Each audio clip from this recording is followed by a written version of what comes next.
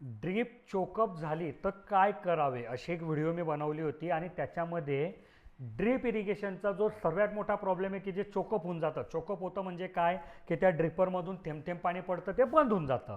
तर तिच्यावर मी उपाय सांगितले. तुम्ही ती व्हिडिओ बघितली नसेल तर बघून घ्या.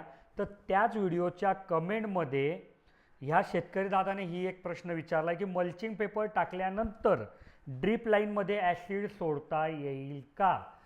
सोडता येईल, काही अडचण नाही होणार.